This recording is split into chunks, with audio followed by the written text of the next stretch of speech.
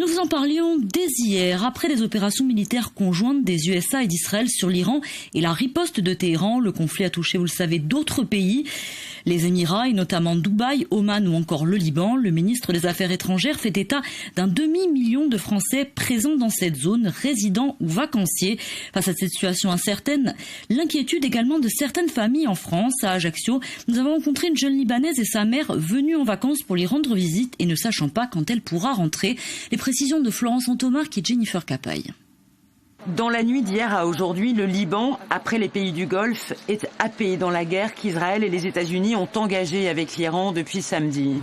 Je téléphone mon mari, qu'est-ce qu'il y a au Liban? On me dit il y a une guerre. Saïdé et Georgette El Rahi sont la maman et la sœur du père Louis El Rahi, bien connu à Ajaccio, qui officie aujourd'hui à Calvi. Pour ces deux femmes, l'inquiétude est absolue. Après des lancements de missiles par le Hezbollah, allié de la République islamique, Israël a attaqué. 52 morts ce soir. Évacuation du sud Liban, bombes sur Beyrouth. À la recherche des militants du Hezbollah, Georgette ne le vit pas tout à fait comme ça. Pour elle, le risque est partout pour tous les Libanais. Le Hezbollah, c'est des Libanais aussi, donc ils sont un peu partout au Liban. Ils visent le sud aujourd'hui, mais il y a des Libanais, des chiites, et dans le pays entier, dans le nord, un peu dans la Beka. On disait tout à l'heure, on est 17 confessions au Liban et on vit tous ensemble. Donc dans notre région, on ne peut pas dire toi tu es musulman, toi tu es chrétien, toi tu es sunnite, toi tu es chiite. On est un peuple, c'est tout. Cette maman vient tous les 2 ans voir son fils et sa fille installés en Corse depuis longtemps. Ces voyages sont presque toujours entre deux guerres. Cette guerre-là va la bloquer sur place. Son vol de retour prévu le 13 mars a été suspendu sine die.